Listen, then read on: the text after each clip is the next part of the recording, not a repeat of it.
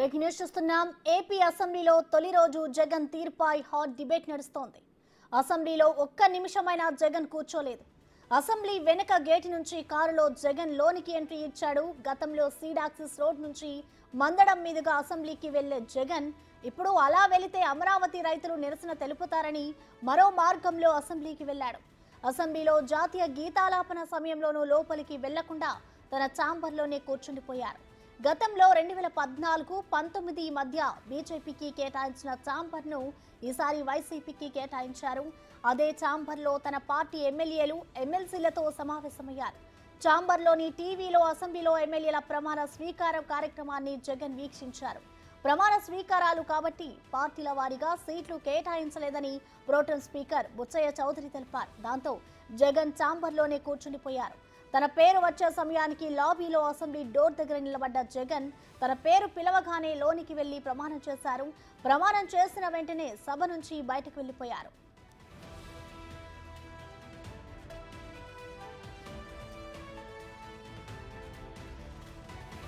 జగన్మోహన్ రెడ్డి అనే నేను సభా నియమాలకు కట్టుబడి ఉంటానని, వాటిని అనుసరిస్తానని, సభా మర్యాదలను పాటిస్తానని, సాంప్రదాయాలను గౌరవిస్తానని దైవసాక్షిగా ప్రమాణం చేస్తున్నాను.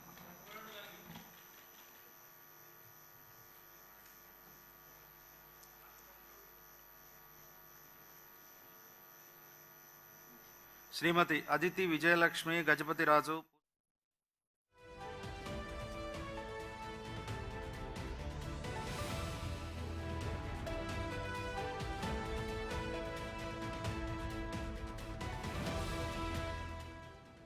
ఏపీ అసెంబ్లీలో తొలి రోజు జగన్ తీర్పై హాట్ డిబేట్ నడుస్తోంది. అసెంబ్లీలో ఒక్క నిమిషమైనా కూడా జగన్ కూర్చోలేదు. అసెంబ్లీ వెనుక గేట్ నుంచి కారులో జగన్ లోనికి ఎంట్రీ ఇచ్చాడు. ప్రమాణం తర్వాత ఛాంబర్లో 5 నిమిషాలు కూర్చొని ఆ తర్వాత జగన్ బయటకు వెళ్లిపోయారు. 11 మంది వైసీపీ ఎమ్మెల్యేల్లో సభకి వచ్చి కూర్చున్నారు వైసీపీ నేతలు. అసెంబ్లీ జగన్ తీర్పై హాట్ టాపిక్ నడుస్తోంది.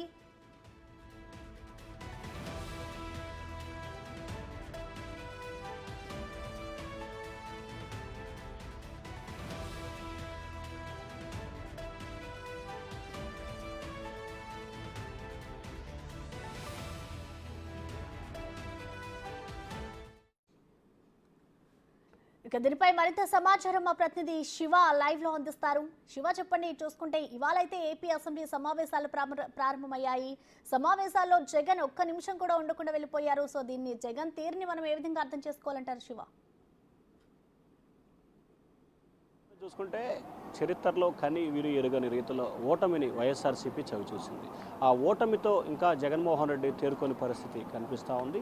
ఓటమికి సంబంధించి ఏం జరిగింది అనే దానికి సంబంధించి ఆ పార్టీ ఎక్కడ కూడా విశ్లేషణ చేసుకోకుండా ఒక రకమైన భ్రాంతికి వెళ్ళిపోతున్న పరిస్థితి. సో దానిలో భాగంగానే ఈరోజు జరిగిన పరిణామాలని మనం పిన్ టు పిన్ కనుక గమనిస్తే ఆయన వ్యవహార శైలి పూర్తి స్థాయిలో విభిన్నంగా విచిత్రంగా ఉందని చెప్పి కూడా భావించవచ్చు.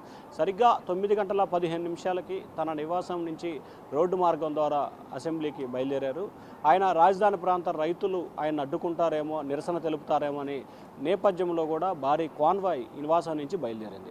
ఇక అసెంబ్లీకి వెనుక గేటు నుంచి జగన్మోహన్ రెడ్డి లోపలికి రావడం జరిగింది. అక్కడ కొంతమంది టీడీపీ నేతలు బై బై జగన్, జగన్ మామయ్య అంటూ కూడా స్లోగన్లు ఇచ్చిన పరిస్థితి కనిపించింది. ఆ తర్వాత తెలుగుదేశం పార్టీ నేతలకి స్పీకర్కి ఇచ్చిన ఏదైతే ప్రోటెం స్పీకర్కి ఇచ్చిన వినతితో జగన్మోహన్ రెడ్డి వాహనాన్ని అసెంబ్లీ లోపలికి, అంటే గేట్ నెంబర్ 4కి, లోపల ఉన్న గేట్ నెంబర్ 4 అంటే ఎమ్మెల్యేలు మంత్రులు వెళ్ళే గేట్ నెంబర్ 4కి ఆయన రావడం జరిగింది. అక్కడి నుంచి ఆయన వాహనంలో లోపలికి వెళ్ళారు. అప్పటికే అసెంబ్లీ ప్రారంభమైంది. అసెంబ్లీ ప్రారంభమైన తర్వాత 10 నిమిషాలకి జగన్మోహన్ రెడ్డి అసెంబ్లీ ప్రాంగణంలోకి చేరుకున్నాడు. నేరుగా రావడంతో ఆయన ఛాంబర్కి వెళ్ళిపోయారు. ఏదైతే తాత్కాలికంగా ఆ పార్టీలకు సంబంధించి ఒక్కొక్క ఛాంబర్ని బీజేపీకి, జనసేనకి, వైసీపీకి కూడా అసెంబ్లీలు ఇంకా పూర్తి స్థాయిలో సెట్ అవ్వలేదు. కానీ ప్రస్తుతానికి 2014లో ఏదైతే బీజేపీకి ఇచ్చిన ఎల్పీ ఛాంబర్ని ప్రస్తుతం వైఎస్ఆర్సీపీకి అసెంబ్లీ అధికారులు కేటాయించారు. ఆయన ఛాంబర్లోనే ఆయన కూర్చోవడం జరిగింది. అక్కడి నుంచి అసెంబ్లీలో జరుగుతున్న తీరును ఆయన టీవీల ద్వారా విశ్లేషిస్తూ, అలాగే ఆ పార్టీకి సంబంధించిన ముఖ్య నేతలతో సమావేశం